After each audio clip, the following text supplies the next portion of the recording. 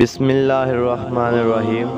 السلام علیکم پیارے دوستو، میں آج آپ کو حضرت حزقیل علیہ السلام کی قوم کا ایک بڑا ہی عبرت خیز اور انتہائی نصیحت آموزہ واقعہ سناؤں گا۔ بنی اسرائیل کی ایک جماعت حضرت حزقیل علیہ السلام شہر میں رہتی تھی۔ شہر میں طاعون کی وبا پھیل جانے سے ان لوگوں پر موت کا خوف سوار ہو گیا۔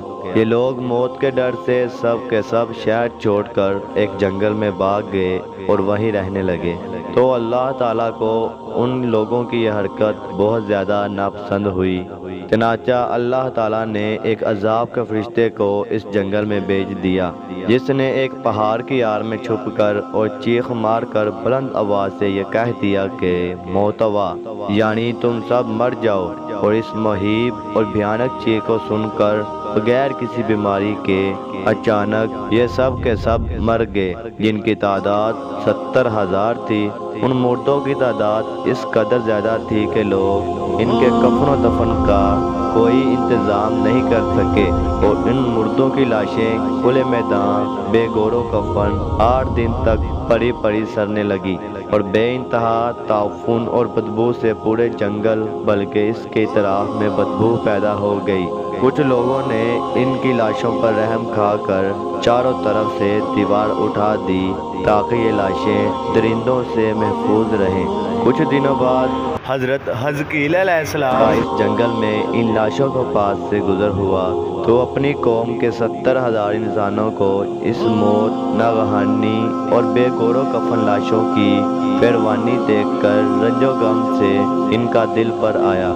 اب دیدہ ہو گئے اور باری تعالیٰ کے دربار میں دکھ بڑے دل سے گر گرا کر دعا مانگنے لگے کہ یا اللہ، یہ میری قوم کے افراد تھے جو اپنی نادانی سے یہ غلطی کر بیٹھے کہ موت کے ڈر سے شہر چھوڑ کر جنگل میں آ گئے۔ یہ سب میرے شہر کے باشندے ہیں، ان لوگوں سے مجھے انس حاصل تھا اور یہ لوگ میرے دکھ سکھ میں شریک رہتے تھے۔ افسوس کہ میری قوم ہلاک ہو گئی اور میں بالکل اکیلا رہ گیا۔ اے میرے رب، یہ وہ قوم تھی جو تیری حمد کرتی تھی اور تیری توحید کا اعلان کرتی تھی اور تیری کبریائی کا خطبہ پڑھتی تھی۔ آپ بڑے سوز و دل کے ساتھ دعا میں مشغول تھے کہ اچانک آپ پر یہ وحی اتر پڑی کہ اے آپ ان بکھری ہوئی ہڈیوں سے فرما دیجئے کہ اے ہڈیوں، بے شک اللہ تعالیٰ تم کو حکم فرماتا ہے کہ تم اکٹھا ہو جاؤ۔ یہ سن کر بکھری ہوئی ہڈیوں میں حرکت پیدا ہوئی اور ہر آدمی کی ہڈیاں جمع ہو کر ہڈیوں کے ڈھانچے بن گئے۔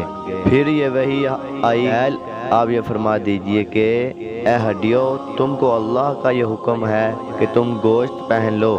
یہ کلام سنتے ہی فوراً ہڈیوں کے ڈھانچوں پر گوشت پوست چڑھ گئے۔ پھر تیسری بار یہ وحی نازل ہوئی، اب یہ کہہ دو کہ اے مردو، خدا کے حکم سے تم سب اٹھ کھڑے ہو جاؤ۔ چنانچہ یہ فرما دیا کہ آپ کی زبان سے یہ جملہ نکلتے ہی 70,000 لاشیں دم دن میں ناگہاں یہ بڑھتے ہوئے کھڑی ہو گئی کہ سبحانک اللہم و بحمدک ولا الہ الا انت۔ پھر یہ سب لوگ جنگل سے روانہ ہو کر اپنے شہر میں آ کر دوبارہ آباد ہو گئے اور اپنی عمروں کی مدت بھر زندہ رہے۔ لیکن ان لوگوں کی اس موت کا اتنا نشان باقی رہ گیا کہ ان کے اور ان کی اولاد کے جسموں سے سڑی ہوئی لاش کی برابر بدبو آتی رہی، اور یہ لوگ جو کپڑا بھی پہنتے تھے وہ کفن کی صورت میں ہو جاتا تھا، اور قبر میں جس طرح کفن میلا ہو جاتا ہے ایسا ہی میلا پن ان کپڑوں پر نمودار ہو جاتا تھا۔ چنانچہ یہ اثرات آج تک ان یہودیوں میں پائے جاتے ہیں جو ان لوگوں کی نسل سے باقی رہ گئے تھے۔